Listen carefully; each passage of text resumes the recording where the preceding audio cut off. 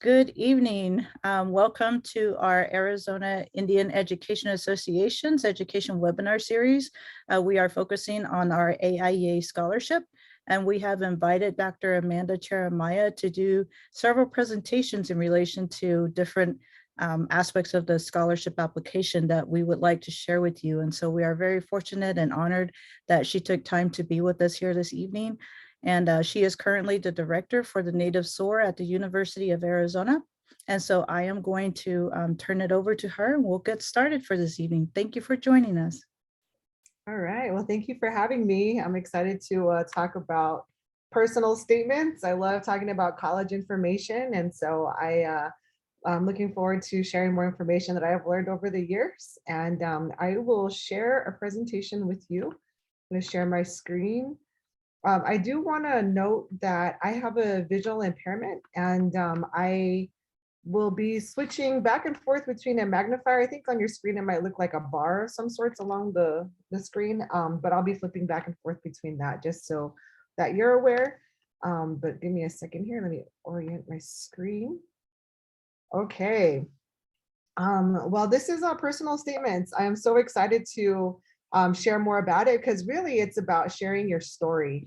But I want to introduce myself in my traditional language. Guatsi se hopa, kautuista, e shashkatina hanusta, guishi sao, ba hopa, shora wishat, ashtaneshia, chawamatsani.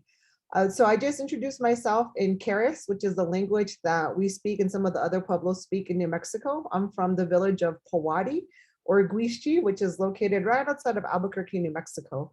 And here I just have some pictures from a little bit about my story. I finished my degree in higher education, my PhD in higher education in May of 2021 from the University of Arizona. And in the middle, I like to include this photograph because it's of my great-great-grandmother, Kautui, and so I'm actually named after her.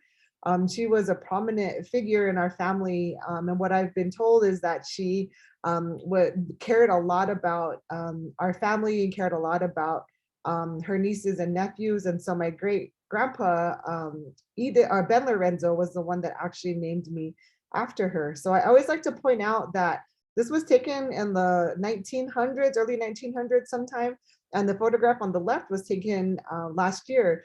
And so if you look at the two pictures, I like to point out that the manta that we have is traditional to our Pueblo people. And so if you look at the manta between me and my great-great-grandmother, it's essentially the same. And I think about like how, and with the jewelry, it's different, of course, but the elements are the same. And I think that just shows the resiliency and the power and the stamina of our Pueblo people from then to now.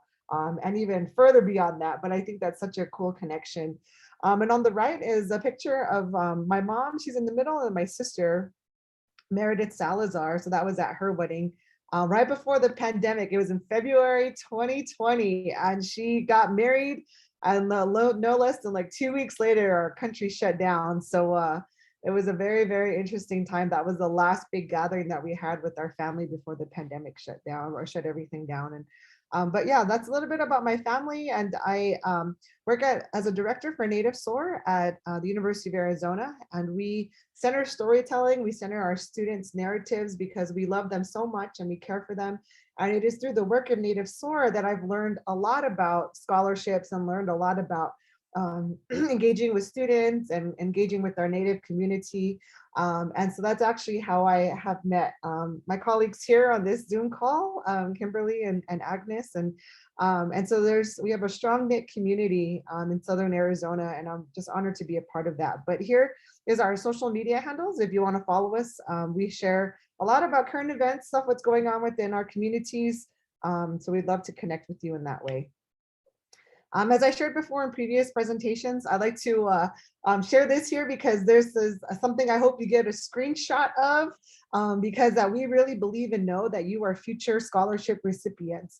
Excuse me. And we put a list here of different scholarships. Some of them I've applied to. The first few of them I've actually applied to and gotten those scholarships. So these are really amazing scholarship organizations that want to help students financially, but then also provide A lot of them provide professional development support, career support. So it's really neat to engage with different scholarship partners. So I hope you take a screenshot of this page so that you can go and research for yourself if you qualify for some of these scholarships. And of course, we're here for the AIEA scholarship. That's something too you want to look into as well.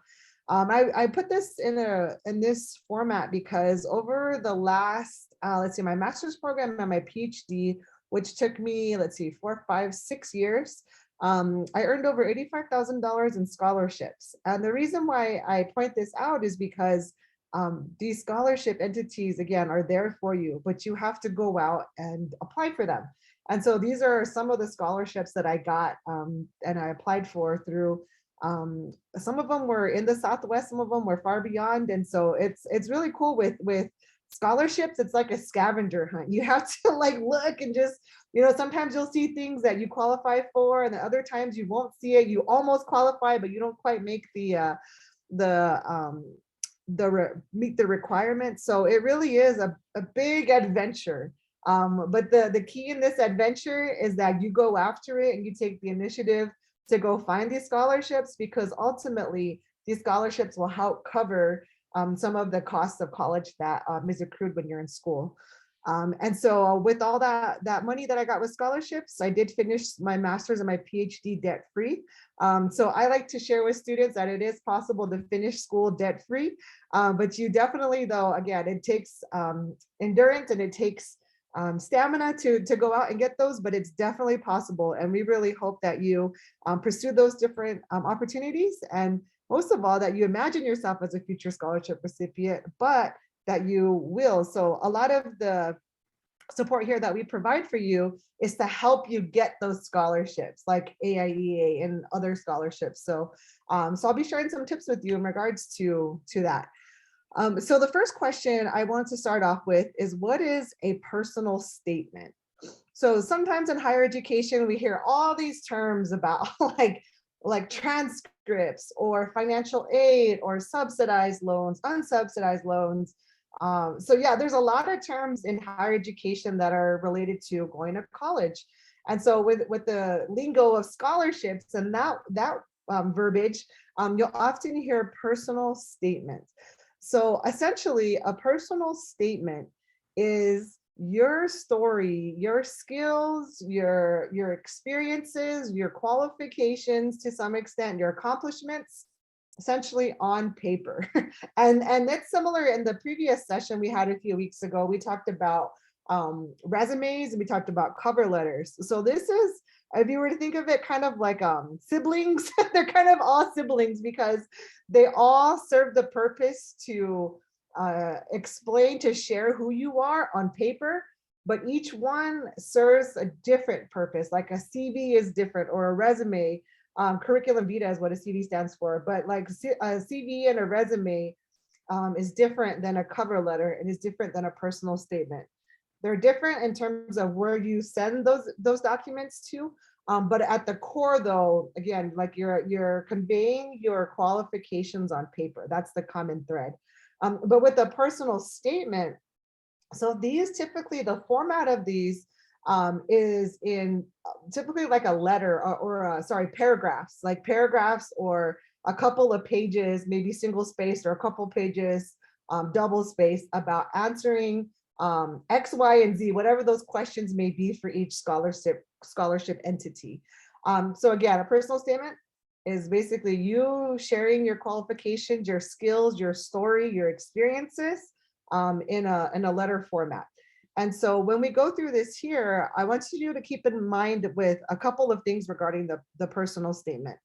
The first thing here is that I think it's so important. The first thing is to understand who you are and thinking about, what do you like to do and what are you passionate about? And so, so if we had students here in the chat, I would have them put some of those answers to those questions. But essentially, you have to have an understanding of yourself. And it sounds a little weird because, like you're living your life and you're, looking forward to the weekend. I know I look forward to every weekend, but I know when I was like in middle school or high school, like I would look forward to like what I was going to do on the weekend, or what, what sports game was coming up next that I was going to play in. But when you're thinking about college, you have to have a deep understanding of who you are so you can communicate that in your personal statement or your resume or a cover letter. And so I've designed this in a few ways to help you understand essentially ideas to help you understand you. So it sounds pretty simple, but sometimes it can be really hard though to think about like, okay, what am I good at? Or like what can I put in a personal statement? So here are some strategies to help you understand more about who you are. The first thing I like to share with students is to look at your social media. What stands out to you, or what trends do you see on your own social media platforms? So say, for example, like you're on Instagram. Look at who you're following. Look at what accounts that you're looking at. Maybe they're all related to like food sovereignty, or maybe they're related to like working out. There's a lot of really cool social media influencers who are Indigenous, who have brands or have a platform that is designed for Indigenous people to engage in physical activity, like with working out or going to the gym or playing basketball or walking or whatever. Or maybe there's things regarding like beauty. Maybe you're really interested in like, I don't know, developing a cosmetic product or something. Or maybe you're interested in shoes, like, I don't know, maybe developing or finding or branding your own shoe. Like I remember one time I worked with the student, he really enjoyed restoring shoes. He's a Diné student, and he would, one time in his presentations in class, he shared with us like how he really liked to restore old shoes. And I was like, what a cool idea. So maybe like your Instagram would give you some idea like what some of your interests are, or maybe some of the common themes. So that's also looking at like at who you're following, but also what are you posting? I know different platforms are different. Like I know with TikTok, like sometimes you don't even have to post anything to be on that platform, but just watch videos. But maybe you are a TikToker, or maybe you are a YouTuber and you post your own content. Maybe it's something in regards to like taking care of the land, maybe being a water protector or being a land protector. Maybe you post videos about babysitting. I don't know, maybe you post videos about cooking. I don't know, whatever it is, like your social media can give you an idea of your imprint, your digital imprint for sure, but of what you're very passionate about. And so, for example, for me, like I really care about sharing the narratives of our Indigenous people. And I'll share more examples throughout this of why I'm interested in that. But with my photography, even like just using my phone, right? Like I have an iPhone, and I love just taking pictures of like student life, or of like jewelry, or people wearing earrings, like I just, whatever it is that expresses like who we are as Indigenous people today. Like I love doing that, and I often post about that. So that's something to keep in mind, is to figure out like who you are. So as in terms of asking yourself some questions, consider, I hope you take a screenshot of this or pause this on the video, but ask yourself these questions. How do you spend your free time? So think about that, like outside of class time, what do you do? Do you play games? Are you a gamer? I know my nephew, he's a 11th grader, and he goes to school in Phoenix, and what he loves to do is game. Like after he does his homework, like he will be on the computer gaming with his friends. And it's such a whole nother world. I don't even understand it, but like I know that he enjoys that challenge that he can get through a game, and coming up with having coalitions with his buddies, and like doing all these like really interesting things in that gaming world. Maybe it's something like that, or maybe you have a garden. Maybe you plant things like corn or squash, or other types of fruits or vegetables. And so again, like how do you spend your time, like outside of class? How do you spend your time? Another question is, what or who inspires you? So this can also really give you some insight as to who you are and who you aspire to be, which is really cool. Like think about like your family. Like I know my mom is a huge impact. She has a huge impact on my life because she was a single mom, and she took care of me and my younger sister growing up. And I admire her diligence and her desire to care for us when it was, of course, though we had some really, really hard times, but I just love my mom and I admire her so much. And so that's an example that's something personal to me. But maybe it's somebody you don't know. Maybe it's like, so like Secretary Deb Haaland, who has a office right now in the Office of the Interior. So she, of course, is renowned for being one of the most, being holding a position as an Indigenous woman, and where that's never happened before, in that, definitely in that department, but in other departments as well. So she is blazing away in these new areas and new offices and new departments. Like, I admire her. She's also from my tribal community of Laguna Pueblo. And it's neat because like recently I was in Washington, DC, just to share with my friend Maria this afternoon trip that we took after a conference. And we were at DC and we were at the Capitol. And I remember when our president got inaugurated last year, and we were close to the Capitol, close enough where I remember there was a picture that was taken of Secretary Deb Haaland there in front of the Capitol.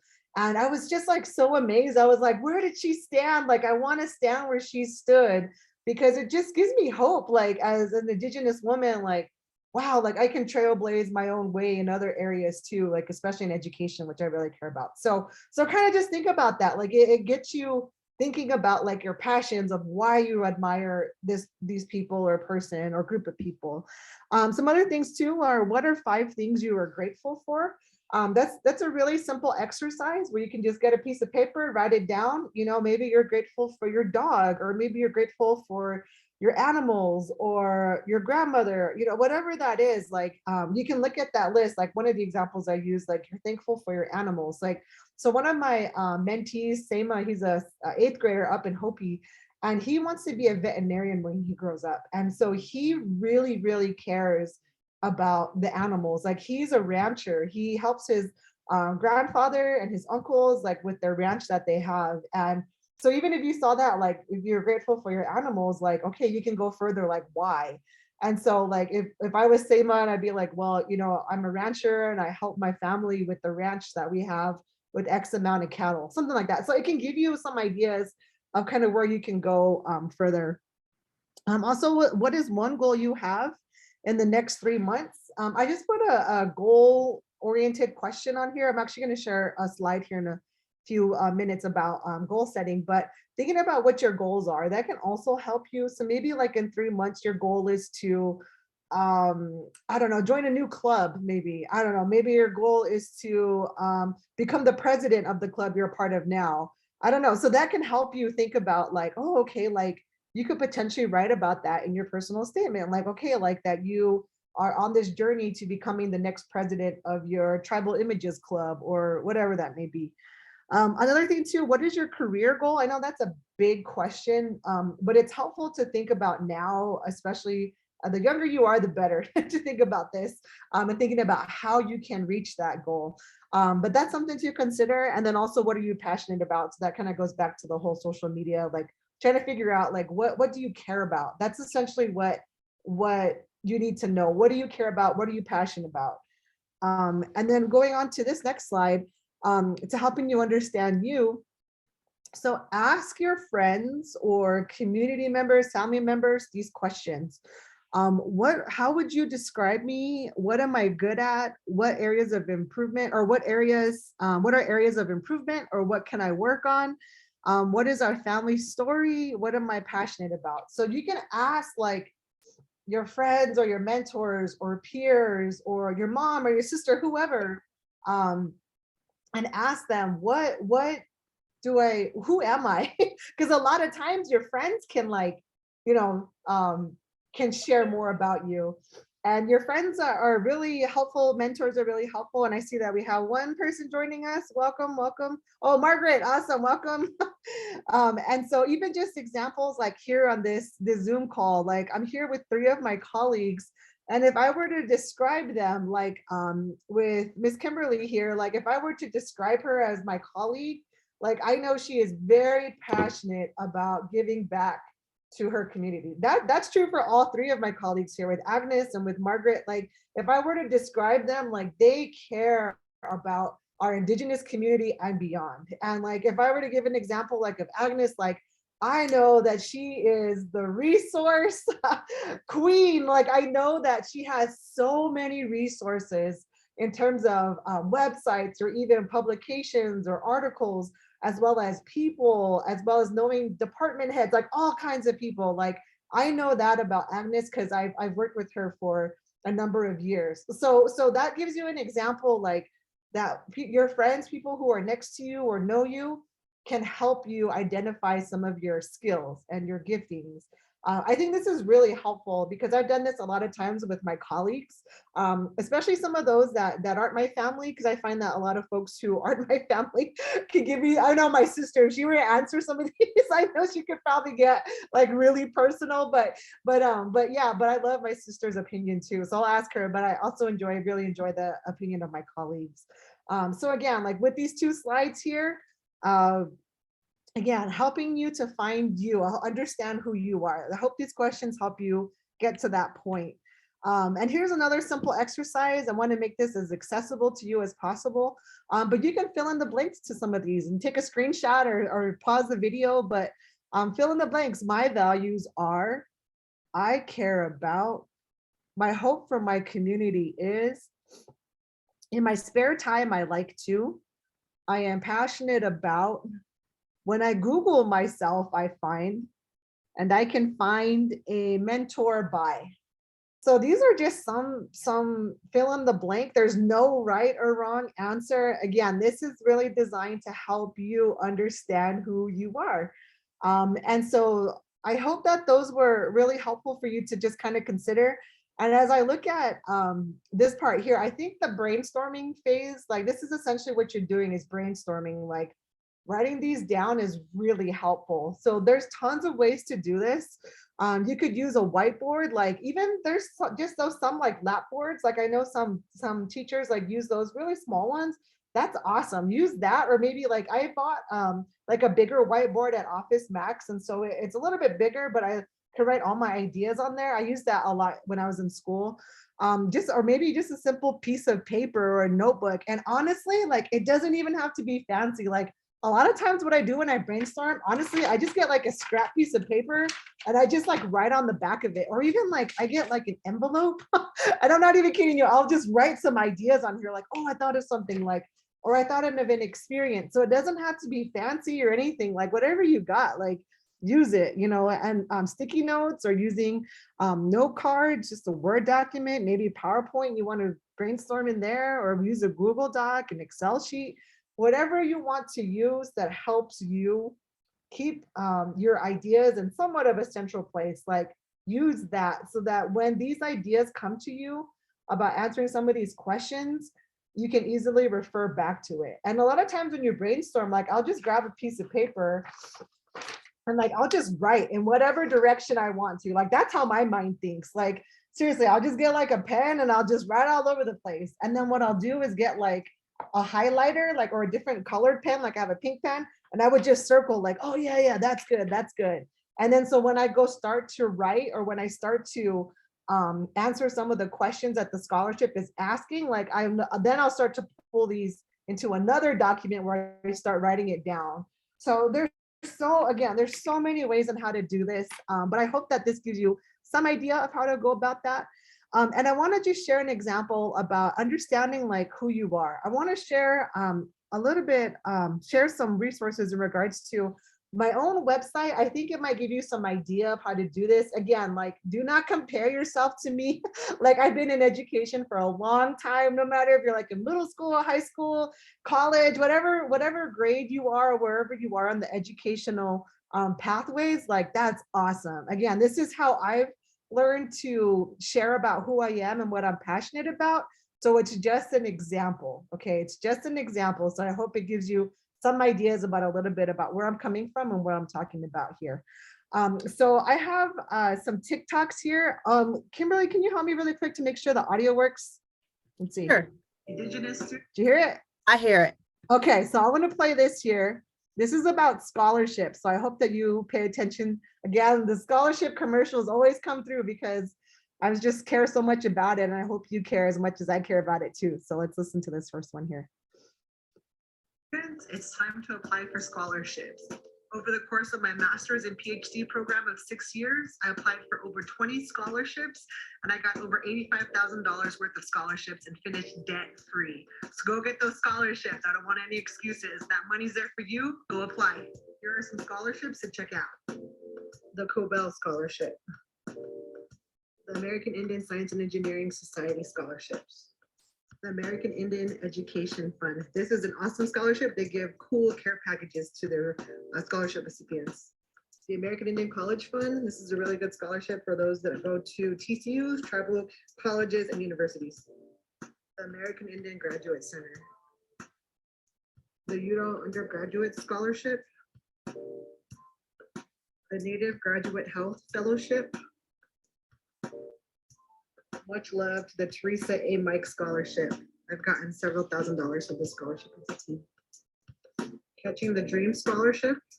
The Indian Health Services Scholarship Program, IHS. American Indian Services Scholarship, so check them out.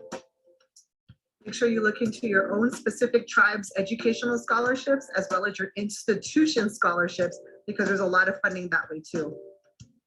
Remember, scholarships are free money, so that money is yours. So go get it. Again, I don't want to hear any excuses. I believe in you. You can get the scholarship money and be debt-free when you finish college. Indigenous students, it's time to apply for scholarships. Okay, so this is my TikTok. So just from this TikTok video, I hope you get the sense that I really care about helping students get to college and pay for college and succeed in college. Like, that is a part of my platform as a social media storyteller. And so again, it goes back to that question, like, what does your social media look like? Like, these are the videos on my, I'm gonna show you another one real quick.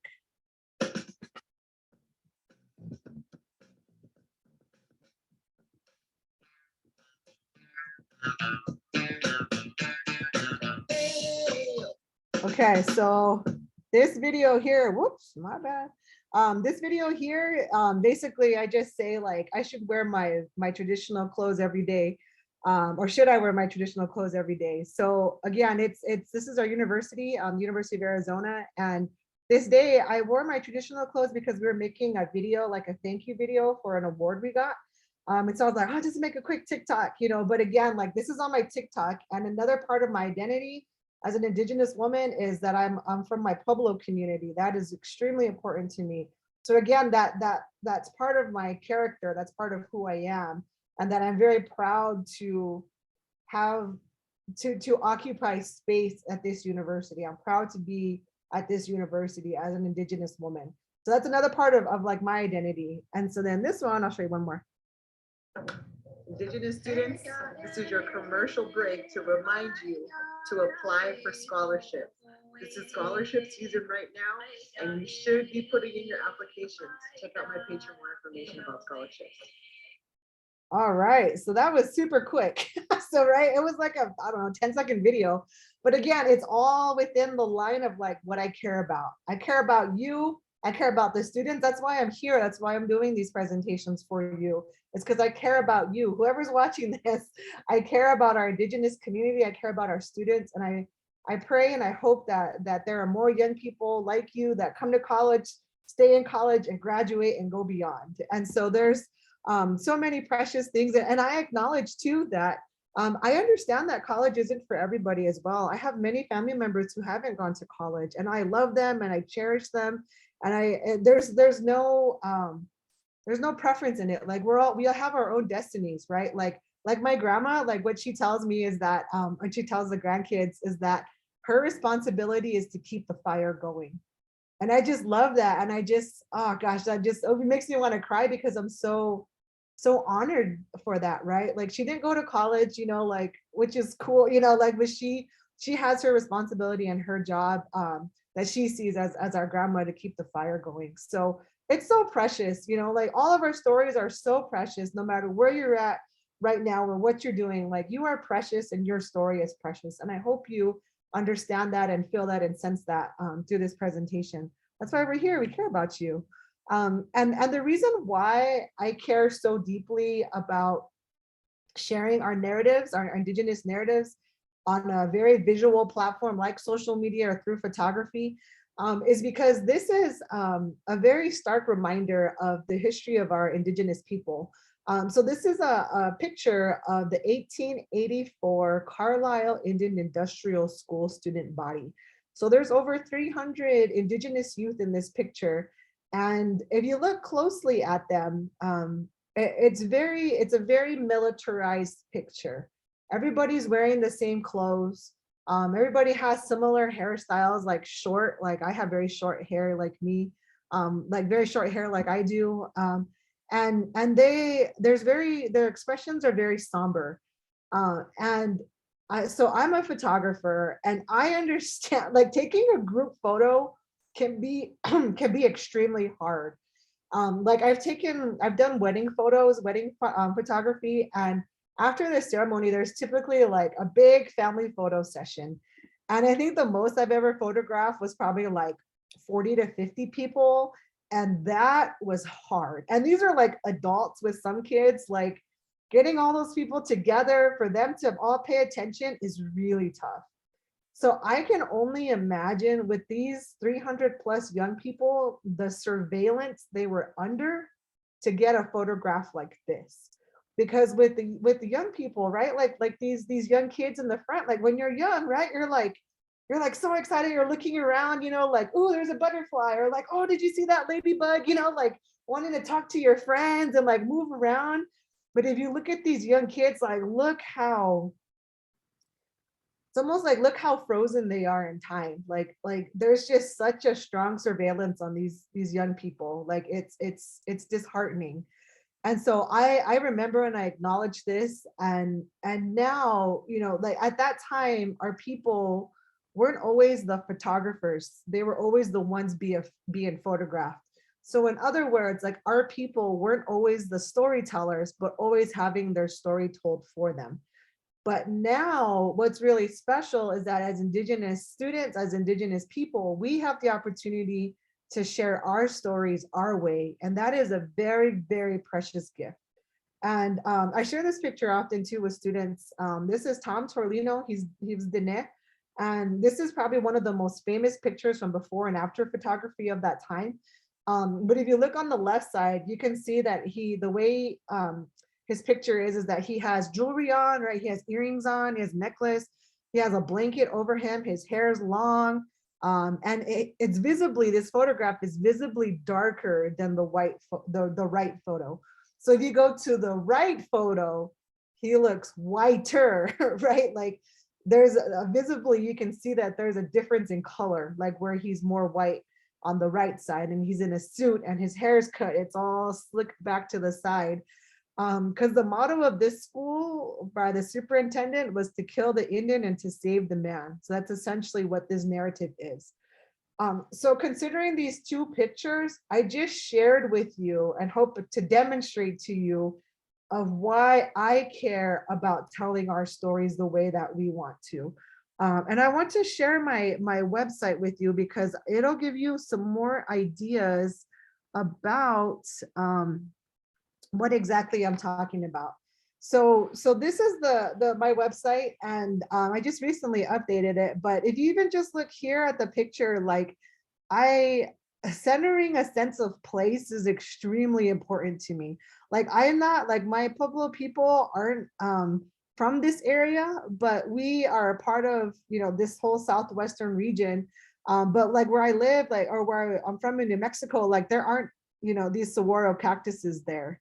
You know, but I've lived here in Tucson for over 15 years, and this is like central to part of my identity. Like I recognize that the University of Arizona resides on the traditional homelands of the O'odham and Yaqui people. Like that's really important to know. And I honor that and I respect that. And I understand that these saguaros, there's stories associated to them. There's stories associated to the desert and to the plants. Like there's so much in that. So with this story that I'm telling, with Indigenous storytelling, like it's centering like the land that's here and also my position within that here. And so I just want to walk through some of these tabs here. But as you can see, like I have a mission and a vision. Some of these pictures, again, these pictures tell about like what I care about. If you see here, I have a camera. I love taking pictures and I love photography. But even if I zoom in here, like I have my CV again, it's a statement, a longer statement of my qualifications and what my experiences are. For those students that are listening, that are in middle school, high school, and some college, like usually you'll have a resume. A CV is a little bit later on when you have more experience and have more things to add on to. It turns from a resume to a CV, but that's a conversation for another time. But yeah, so then I have my dissertation, and then as well as my photography, and also sorry, this is super small for me to see, and some other some media appearances. The photography part, oh sorry, I'll go to the dissertation first, jumping ahead of myself. So with the dissertation, it was about Indigenous runners. And so again, this is Isaac. He was a part of the dissertation process. He's a runner. And this is actually a picture of all the runners here. But I created a video when I was having a really hard time in school. I made a video that talked about running, because running was really helpful for me in that time and still is, but it was a method of healing for me. So I use storytelling, I use making videos as a method of healing. So I had made this video about how Indigenous runners, how Indigenous people think about running and how they use running in their educational spaces. So this eventually became my dissertation. So when you go to graduate school, one of the pathways is to become a doctor of philosophy, not a medical doctor. That's a whole nother different field, but a philosophy doctor, like PhD is what it's called. So mine is in higher education. And so I eventually turned this into a dissertation, which was 347 pages long. But yeah, so that's my story there. But again, if you look at the picture, again, it shows more of this like center of place, this place of strength, right? This place of like honoring who we are. You can see he's on the track. He was on the track and field team. So again, like these pictures can tell you a lot about who you are. So that's why I'm saying, like, look at your social media, look at what things you take pictures of. Like it can tell you a lot. So our stories captured our way. So here are some photographs that I've taken over the years of our Indigenous community. This is of one of our sunrise blessings several years ago. Like this is Alicia. She's one of my good friends. Like there's just so many stories here of our beautiful community. You know, we have Cheyenne here, Alpha Joy. We have a law student, Kyle. Oh, we have Nadira. This is Agnes's daughter, Karen Francis Begay, Dr. Karen Francis Begay. So these are some photographs of just our people in our community. And again, it's so important to like express ourselves, who we are, right? In a way that I feel is very honorable, very creative, very aesthetically beautiful, very just powerful. These are just very powerful images. So that's a little bit about kind of how I've shown stories and through my website, but I want to make sure that we're doing good on time here before I go back. Here we have, what was that? You're doing good. Awesome. So I just want to read this comment really quick from Mrs. Kimberly. She talked about how she likes to beadwork. She's passionate about educating others about Native culture. Yes, so that's very beautiful. Like there's so many stories I bet within that. So I hope that those examples help you again to brainstorm. What do you care about? Who are you? And again, those are kind of deep questions, but you need to know that to write a personal statement. So now we'll transition into some of more of the mechanics of this. So let me share my screen again. Okay, so let's go to this part. All right, so the second thing is, okay, so we know, you know who you are. And so in this process, you want to identify memorable experiences that can be both negative, positive, and negative. And I'll give you some examples of what I mean. So at the core, scholarship reviewers want to know who you are and how you became who you are, as well as they want to understand your potential. Because you got to remember, these scholarship entities are investing in students. They're investing in students like you. They're putting their money towards you. And they want to make sure that who they're investing in is going to have a return, meaning that students will stay in school, that they'll persist, that they'll, graduate, like continue on towards graduation. Like that's the hope, right? That's the goal. So how to identify memorable experiences. So here's some more questions to consider. I know I'm just giving you all kinds of questions, but I hope this helps you. So the first one is ask yourself, what are defining moments in my life? So an example could be divorce of parents, or it could be maybe moved off the reservation. Like, again, what are some of those defining moments where you knew that your life changed? Like, I'll just, like, for example, in my own life, like my parents did get divorced, and that was definitely a life-changing experience for me, because my mom became a single parent and I lived with my mom and my sister, and that whole life was very difficult at times. Like, I remember, like, we didn't even have a car. We used to live in Farmington, New Mexico, and my mom was in law enforcement, and we didn't have a vehicle. And I remember that we would go to the store, and me and my sister would have our little bikes, right? And my mom would have her bike, and we go to the store, go grocery shopping. And my mom would put, after we got groceries, she would put light things in our backpack. Like, we were like elementary school age, first, second graders. She would put like crackers or like toilet paper in our backpack, so that when we'd ride our bikes back, like, it wouldn't be heavy. And she would carry all the heavy groceries. So even as I think about this, oh my gosh, I'm like so touched by just like what we had to go through, right? But like, if I were to share that story in a scholarship, like, that would demonstrate like just where I came from, but like oh man, just like the heart and the love that I have for my family, to remember that. Because I just think, again, like my mom, like that question, who inspires you? Like, my mom had to make these decisions so that we could live, right? Like, that's an example of her like making it, right? But not only making it, but like, think about years now later, like my mom is she actually got her PhD as well, like a couple years before I got mine. And when we think about those times, like, I remember she would tell me, like, when we go out to eat, we go to like McDonald's or something, or like whatever, she'd ask us like, what we would want to eat or something, and we'd say something like in a fast food, but she knew she couldn't afford it. So that's an example from my own life, but it just shows, like, again, like, my mom is the one who inspires me. She's a prominent figure in my life, very meaningful to me.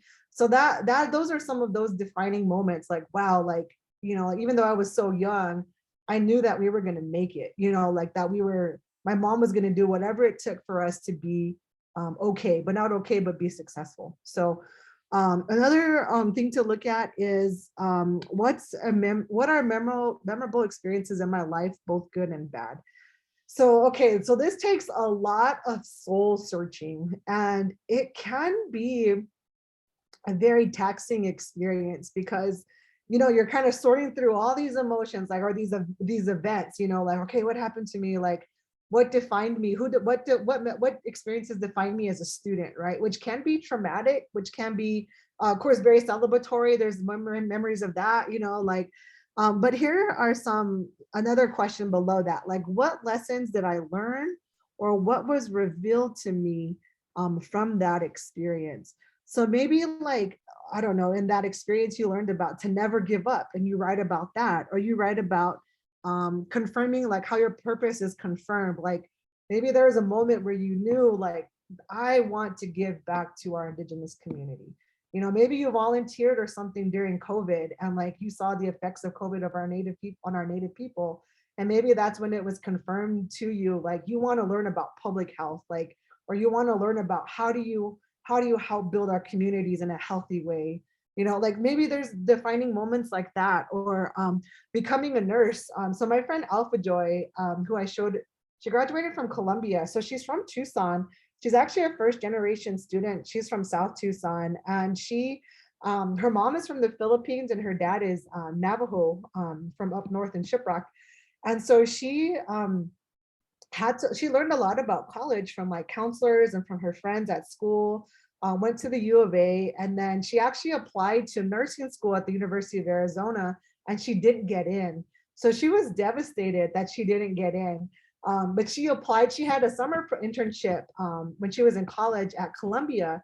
So she applied to Columbia Nursing School, and she got in.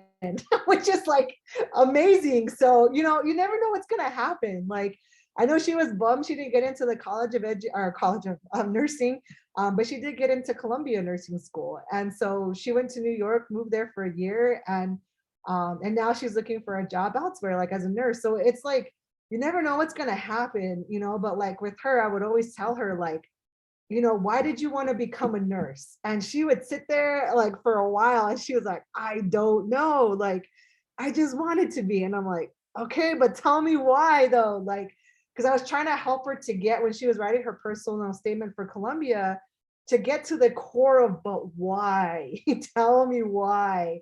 And it can be very taxing again. Like, I know she was frustrated with me because I kept asking her, like, I still don't know why you want to be a nurse. Like, so finally, after we talked through it some more, I was like, think about your experiences. I asked her, like, when was the first time you like met a nurse?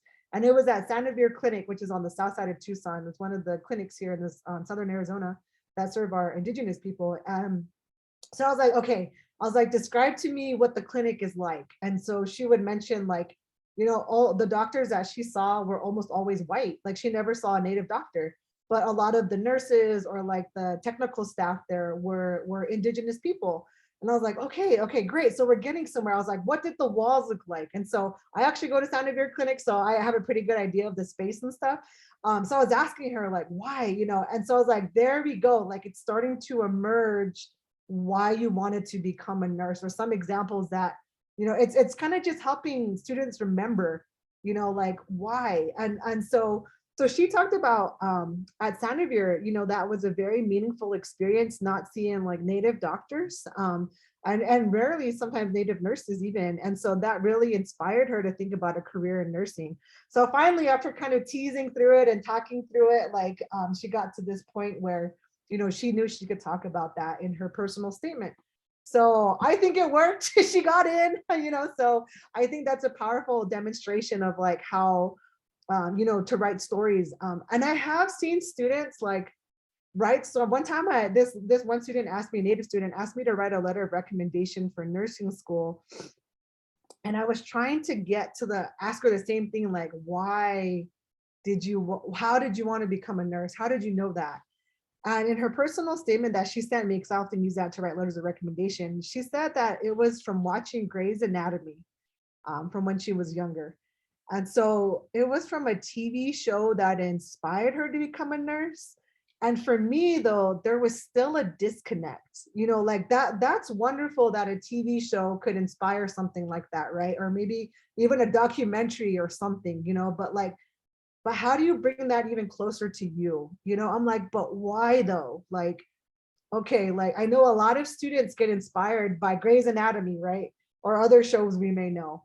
But I was trying to help her get to like, but why though? Like, you know, what was it that like inspired you? What was it, a story or something? Like, I don't know. So sometimes like it can be very, very messy to figure this out. And honestly, you know, you got to do what's right for you, you know, and if you feel like that is your story, like, you know, bring that point home. If you feel like you're inspired to become a doctor because of House, you know, a TV show, like make sure that you know how to connect that to your lived experience as an Indigenous person. Like, so I just want to make sure that you know, you understand that whatever it is, whatever field it is, make sure you have that anchor to who you are and how this connects to why you want to go into this field or why you want the scholarship, whatever it is. Like, you think of two anchors, like one is you and the other is like your field of interest or whatever scholarship you're applying for. Like, you got to bring those together.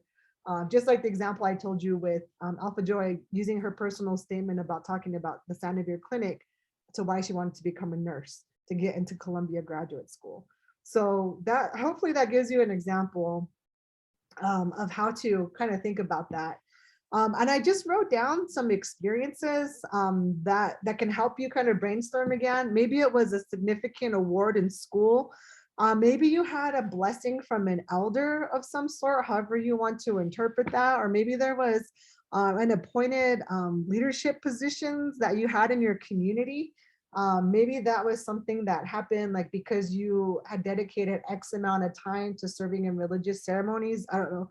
something like that, like, or maybe divorce, like I mentioned before. Maybe you have different learning abilities. Like for me, I mentioned at the beginning, I have a visual impairment. A lot of times in my personal statements for my scholarships, I would write about what it means to be a partially blind Indigenous woman. And that really, I learned a lot about myself in just writing about that. I had shared this example in a previous session, but when you think about these experiences, imagine yourself in a room with 100 students just like you who are applying for the same scholarship, okay? So you imagine yourself saying a statement where the goal is to say a statement that has everybody else sitting down if they don't identify with that.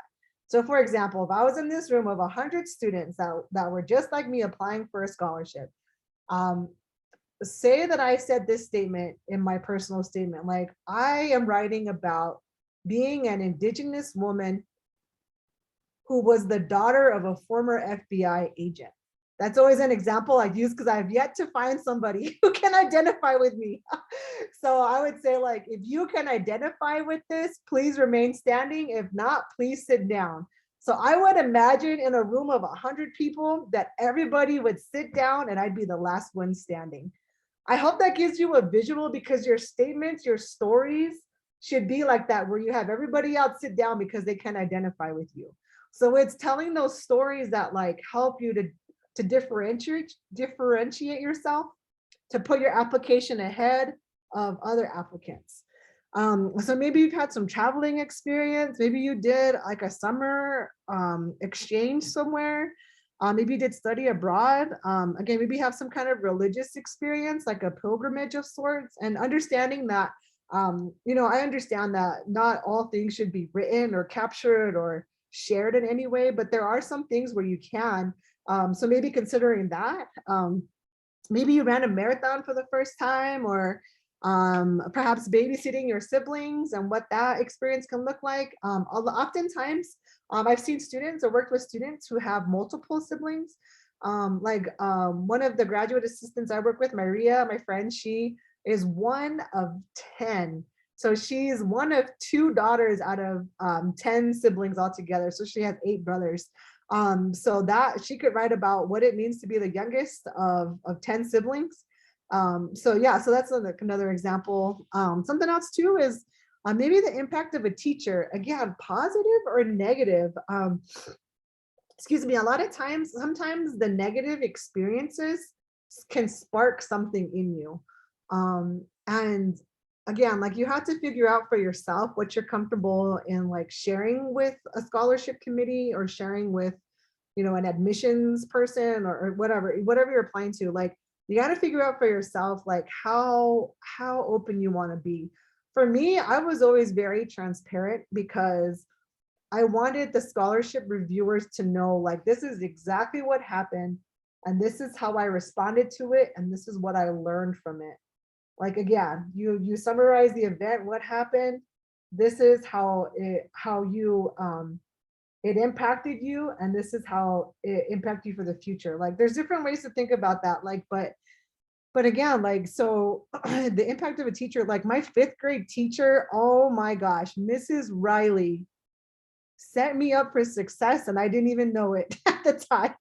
She was the scariest teacher I ever had because she had these high expectations for her students to like turn in our homework on time, to not be late, to make sure we have our homework folder. Like she had these high expectations for us and it was scary to me. But it definitely got my act together as a 5th grader. And if I were to write, a scholarship, I could tie in Mrs. Riley in my 5th grade experience and how what I learned in her, like the ethics I learned about being a student in that class, how that shaped me for the rest of my life. So that's like an example, right? That was a pretty positive experience. But so yeah, just keep those things in mind about impacts of people or a teacher or a mentor. Unique skills that could be like weaving or beading, drumming. Maybe you know how to make moccasins or make different tribal regalia. Like that's really, really powerful, really special. That's a very, very unique skill. Maybe you're your own social media influencer. Maybe you're a YouTuber and you have like thousands of followers. Like that's really cool. That's really notable. like you have an influence, you can demonstrate your influence to the scholarship folks. Maybe you taken some honors or AP courses. Maybe your high school didn't like offer that. You know, maybe you took community college courses because your school only offered like a certain level and then didn't have advanced courses. So that's a really awesome story, right? Because it shows your character. It shows like that you're willing to like try new things. You're willing to challenge yourself. Like that's what folks want to see in these scholarship applications and admissions applications. Maybe there's a significant sports event. Maybe you were in the state championship, or maybe like you were a state champion in running. You know, like my friend Tiffany Sorrell, like she was the runner-up in cross country when she and then got recruited to the University of Arizona to run for the U of A. And so like maybe there's a story like that, you know, like that's really powerful, you know, like you could tie like running into like how running is a part of our traditional ways and like how that's inspired you in today, you know. And so there's so many cool ways you can connect like sports, volunteer experience, or COVID-19 recovery, like that I gave some examples before, but like in previous sessions, there was one student, high school student, she was doing a lot of COVID recovery work in the Phoenix area. And she collaborated with the Hopi organization to help provide COVID relief. And so she's a high school student. Like that's so amazing, you know, like some examples like I don't know, I'm just kind of spitting out examples here, but something that I did too during COVID-19 when the pandemic just started, like I just felt so horrible that we were, you know, losing our community members at fast rates. It was so bad. Like, so something that my friend Alicia and I did, she's from White Mountain Apache, she her and I, what we would do is we would go to like Walmart and sit in line, wait after senior hour was over, and we quickly rush in and try to get some toilet paper and paper towel so that we could send it out to our communities that we loved and that didn't have access to some of these goods that were needed. Or we'd go stand in line in Costco. Oh my gosh, that Costco line was so long in the morning. If you can imagine Black Friday, it was something like that. And we would go to Costco and we would have like a strategy to go get like, you know, toilet paper and paper towel. And then we would send out the supplies, you know, to even more community members. So that was something that we did with like what resources we had, you know, at the time. And or even there was something too, like where I had these stickers that I had from my dissertation, and I just put a call out on social media, like, I know this is difficult. If you just need a sticker for encouragement, like, let me know. And I bought some stamps and I mailed out those stickers, you know, so I don't know, like, those are just examples, like, you know, like you don't have to raise like $1 million or whatever to like help. Like it can really be some of those smaller things to like help. Or maybe you lived with your grandparents in that time of COVID-19 to help them. Like that is so admirable and like shows your care and compassion, you know, for your community, for your family. Like, or maybe, I don't know, like you at school helped fundraise for technology to send out to some of the reservations. Like there's so many things that has happened and is still happening right now. So I don't want you to discard any small thing, because the small things are powerful. So I hope that these give you some ideas, and musical talent too. Maybe you are a flute player, you know, maybe you play like traditional flute, or maybe you play like the flute like Lizzo does, you know, like, I don't know, whatever, like, you know, or play the saxophone, or maybe you're a marching band. Like, I don't, like, all those are really cool experiences. And so a lot of ways that you can put a twist to it to make you different, to be like the last person standing in the room, is of course put it from an Indigenous lens. Like, who are you in regards to these different areas? That's one suggestion. You don't always have to do that, but you know, that's often what I did in my scholarship applications, and I feel like it was very, very fruitful to do that. So here is, this is from our Native SOAR activity book. Shout out to Mrs. Kimberly, because she helped to serve as an editor. But we are going to release an activity book that has just a bunch of coloring pages and activities, and this is one of them about goal setting. So with goal setting, I just consider like some of these main categories here. When you think about memorable experiences or think about what you care about, you know, think about your goals in regards to like today, or what are 3 goals you have for this week, for this month, for in 3 months. And then it gets into longer timeframes here, like 6 months or a year or 5 years or 10 years. So again, these are just another tool to help you write down what you care about, you know, what your goals are. So that again comes down to this, like brainstorming again, to jot down your responses for everything that you're coming up with. Like just write it down, put it down somewhere. Because when you start writing your scholarships, then you can start to pull maybe like 2 or 3 significant things and start pulling it into your statements. Here's some other things to keep in mind. You want to answer all the questions. Make sure you pay attention to what questions they're asking you, because every single scholarship will ask different questions. There's some general kind of questions that are the same. Usually it's like, tell us who you are and what your goals are. That's a very, very common question. There was some questions are just out of the ballpark for me. Like some questions are just like, you know, interview an elder. Like that, I think that was actually one of AIEA scholarships. Interview an elder, and I forget what the prompt was, but I think it was to ask them like about COVID-19. So I interviewed my grandma and asked her about that experience. And it's so cool because when I go back and look at it now, I'm like, oh my gosh, like I have like a written document. It's like an historical document where I could see what my grandma said at that time in the COVID, when COVID just started. So it's really interesting to go back and reflect on some of these responses. But yeah, make sure you answer all their questions. Usually they'll like list it out, you know, make sure you just answer them and make it as clear as possible in your description. Develop an organizational system for your scholarships. I often use like Google Drive. That's very easy and a free way to organize your folders. I often bought just like I was looking for like a hard drive. Like I have a hard drive where I put like my scholarships on there as well. So just whatever system works for you to keep all your or your scholarships organized, as well as your personal statements, because you should have folders that have like your scholarship, right? Maybe it's like COBEL, maybe it's like American Indian Graduate Center, maybe it's like AIEA. Like you'll have like, you should have several folders that are just of these scholarship entities. And then I would often have like a common folder. I would just put like common documents. It would have like my certificate of Indian blood. Like I would have that in that folder. Like I would have my unofficial transcripts in that folder, because sometimes they would just ask for that. So it'd be easy just to pull. It's like a common folder.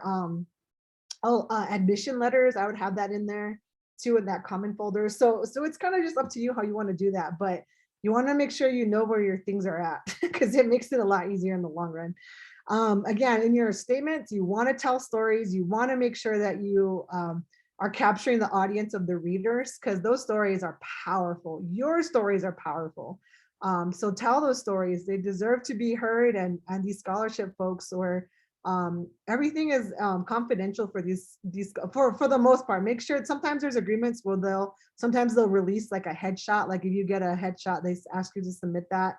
The scholarships are very clear of like what they'll release or not release. And so all the ones that I applied to were confidential in terms of what I was sharing and stuff. It was only among the committee. And so yeah, in terms of formatting, make sure to look at if it's single space, double space, what the font style preference might be, what the page length is. A lot of times there's a word or character count too, like especially for those online portal platforms. Check that out too. Make sure you're like doing exactly what it says. Like, because sometimes like a lot of times people are just scoring, right? Like, did the student do this? Did they answer this? So you want to make sure that, again, that you answer every single one of those questions so that your score can be the highest it can be. Okay, so now we're finishing up here in the last like 10-ish minutes or so. But I want to share some examples with you. This is from the COBEL scholarship. I'm going to use my magnifier. If the magnifier bothers you, just look away. I'm going to read it out loud. So the question is, please describe factors that have contributed to academic success in your current area of study. So 100 means that it was 100 words or less. So what I said was, when I complete my degree, I will be one of 0.001% of American Indian graduate students who earn a PhD in higher education. Recognizing the sparse representation of Indigenous students in higher education, I maintain a high level of self-care, which contributes to my academic success. For instances, resources, I think there's a typo there. For instance, resources include mentorship from faculty, study and writing groups, mental and emotional support provided by a therapist, building community with staff, faculty, and students at Native American Student Affairs Center, and utilizing software that helps me organize my coursework, such as Evernote, Grammarly, and EndNote. So that is how I answered that question. I gave examples of what contributes to my academic success. Like I even mentioned like software that I use. Grammarly is awesome, by the way. I do pay for the subscription. I think it might be like $125 a year, but it is totally worth it to me. So students, especially college students, graduate students, like I highly recommend Grammarly. That helped me writing my dissertation too. But so yeah, and I shared like some of the resources. Like you only have 100 words, right? But if you were to read this, like you have an idea, like okay, like I am involved, I know people, like I'm engaged on campus. And then I mentioned that I am organized, so I have like these resources to help me organize. And I even put in a stat at the beginning, right? Like when I graduate, like 0.001%, like that is like so small. It's like really, really small. So it just shows like how rare of a student I am in higher education. So that's just all in 100 words. So I had some typos in there. So be encouraged. Like, you know, you may have typos. I still got my degree, but you get better as you write, as you go along in your educational pathway. You can become a better writer, and that definitely happened in my case. I worked at it, and so yeah. So that's an example. Here's another one. Maybe I'll just read like the first paragraph on those. So okay. So this is Mrs. Cobell. So Mrs. Cobell inspires us with, quote, "I want these young people to understand the way the world works and to question everything that comes before them. What quote by any individual inspires you toward public service or advocacy at this point in your life, and why?" So as my mom, Dr. Roylene J. Ross, dropped me off at my freshman residence hall at U Arizona, she told me, quote, "All that anyone can say is no. If they say yes, your life could change," end quote. Over the course of my academic career, my mom's wise words have given me a boldness to ask questions to my peers, professors, and administrators. For example, in the summer of 2014, I worked as a director of summer programs for the Alaska Native Science and Engineering Program, which is ANSEP, at the University of Alaska Anchorage. In my appointment, I met Dr. Herb Schroeder, who has become a beloved colleague and mentor. With my mom's words in my head, each year I asked Dr. Schroeder for travel scholarships that range between $1,000 to $4,000 for students in Arizona and myself to attend ANSEP celebration banquet in Anchorage. Out of the 5 years I've asked Dr. Schroeder, only once he told me no. However, I've had the privilege to travel to ANSEP for 4 years and fund sponsorship for 4 Arizona students. Travel to ANSEP is a beneficial professional opportunity because I learn techniques about how to ask administrators for more resources to support Indigenous students at U Arizona. This is a small example of how being a bold asker can lead to impactful professional opportunities. Most importantly, this example demonstrates how my mother's advice has proven to be true time and time again. Okay, so that advice, oh my gosh, like all that anybody could ever say is no is powerful. Like this was just one very, very small example of many. But I'll share a really quick story with you in these last few minutes. But what happened, another story where I had kept those words true to my heart. So there was 1 year in graduate school in my PhD. It was the first year of my graduate program in the PhD program. And I thought I had a graduate assistantship, which would cover tuition for schooling in exchange for like working for a program. And come to find out, I did not have a graduate assistantship. So I did not have $12,000 raised for scholarships. So I was talking to one of my mentors on campus, and I was telling him like, you know, like, do you know of any resources? He wasn't even in my field. He was like in environmental science or something, and I'm in education, two very different fields.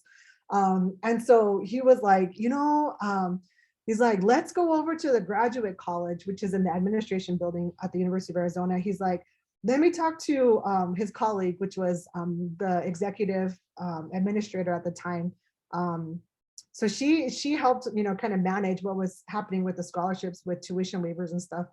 So I was so scared. Like, I was like, oh my gosh, I don't know how I'm going to pay for school. And so I went over there with him. We went to the third floor, and he was talking to his colleague and was like, you know, this is Amanda Cheromiah, you know, she's an Indigenous woman. Like, there's not a whole lot of people like her. This is her first year in her PhD program. Like, I know that there's something that can be done here. Like, what can we do for her to help her, you know, like pay for the semester, you know, the school year. And so I was so nervous because he was speaking on behalf of me, and I was just there. I was like so desperate, like money. I was like, oh my gosh. So then the administrator, she said, she was still typing on her computer, all like nice and calm. And she was like, you know, she's like, email me in about a month and a half or so, and we should have a tuition waiver, but I wouldn't know until then. And I was like, okay. I was like, I'll make sure to do that. And so then when that time came around, I remember I was in Alaska with my mom visiting her, and I was on a basketball court, and I was like, oh my gosh, I need to email the woman. I should have probably done better to put in my calendar, but I remembered. And so I emailed her, and I was like, I'm following up with you. Like, is there a tuition waiver available for me? And then I sent it off, and then I went back to playing basketball. And I was like, I was just praying. And then less than like 30 minutes, she got back to me. She's like, we have a tuition waiver for you. And so that covered my entire schooling, but for the tuition for my first year of my PhD program, because my mentor went and asked on behalf of me. And that was literally like a miracle to me, because that money came out of nowhere. Because I literally didn't have like, I can't remember, it was like $12,000 or something for the whole school year for the tuition. And to this day, I am so grateful, like for that, for the ability to pray, for the ability to ask, the ability to ask for help. Like, it's a miracle. So there's so many stories like that. So education is a wild adventure, you know, and there is no doubt in my mind though that you are so deserving of scholarship money. And again, it takes time, it takes work to do that, but I believe in you, you know, we believe in you. And it's sharing your story. Like, and I gave you a lot of ways and a lot of examples of how to do that. And I hope that it inspires you to share your story in new ways and figure out how you can, you know, express yourself as an Indigenous person or as a student or whatever your identities are. So I hope that's helpful. And again, like I swear, like, hold true to my mom's words.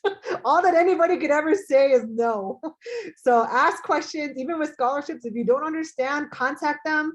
You know, like, they're always really willing to helpful, or always ready and willing to help you, and are usually always very helpful with your scholarship application. So I hope that helps. I hope you are going out there, going to make your thousands of dollars to pay for school, because I know you can do it. And your stories are so precious and so powerful. And I'm so thankful and honored to be here with you today. What an amazing presentation, Mandy. We always sincerely appreciate you taking the time to speak to our students, and the passion that you have. You can just see it and hear it in your presentation and how you share out. And it gets exciting throughout your whole presentation. I was just reimagining my whole educational journey and those special moments in my time of me writing my personal statements and going through that whole scholarship process. And just thinking of those times that were significant, you know, in my life. And so thank you again for sharing out.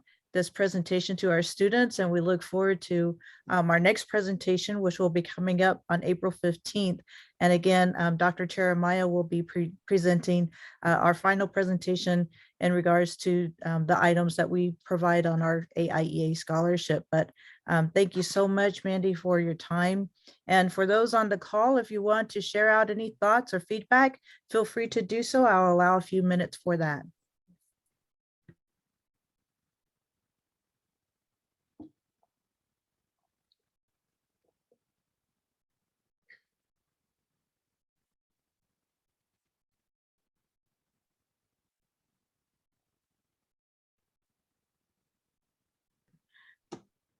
All right, so Margaret just put in there, thank you for sharing. Awesome. So with that, if there are no other comments or feedback on there, I did just want to mention one thing you made me think about, Mandy, the quote that inspired you. In sixth grade, I had moved from my hometown. I was a little upset with my parents because I was born and raised in Southwest Oklahoma. My dad was a minister and decided to go to pastoral school in the middle of Oklahoma. And so he ended up just upping and moving us across the state. And I was a little upset and discouraged during that time. And in sixth grade, I had this is probably before your time too, but these little autograph books where we can take them around and have our friends sign off, and they could just sign their name or sign these little quotes on there. But I did that, and I also went around to my family. And I remember going to my grandfather, and he signed, I asked him if he would sign it, and he's like, well, what do you want me to say? And so he signed it. And when I looked at it, I didn't understand what it meant, but the quote really stuck with me, and it's kind of guided my life since that time without me even knowing it until I was later in years, and I think back on that. But the quote that he said that I still use to this day is, when sunshine days go by, with every hope the best. And at the time, I didn't understand what in the world that meant, and so when I think about it now, just life in general, when sunshine days come, when you have those good times, when you have those aha moments, when you have something significant that happens in your life, with every hope the best, that you take it in and that you utilize it. And just as you mentioned, something positive, whether it's good or bad, positive or negative, it has that significant impact in your life, that it's going to make a difference and help guide you in the way you need to go. And so throughout my entire life, and in both personal and educational journeys, that quote has stuck with me, and it has really guided my pathway in life. And so I'm very thankful that I had that opportunity to talk with my grandfather, to learn about my Caddo history, our Caddo people, and where we come from, and my family in that regards. And so he was a very wise man. And so I always cherish those times. And I don't have the book anymore, but that's something I always remember. So thank you for bringing that back up and helping me to remember those special times in my life. And so with that, if there's no other comments or questions, then we can go ahead and adjourn this session. And again, thank you, Mandy, for your time and for sharing this very resourceful information to our students. This will be uploaded to our AIEA YouTube channel. And so be on the lookout for that in the coming days. And so we'll end here with, there's no other comments or questions. And did you want to say any last words, Mandy, before we sign off? No, you can do it. Go get it. Go get those scholarships. Those are yours. So thank you for having me. Absolutely. So thank you, everybody, for joining us. Have a good evening, and we will see you on April 15th.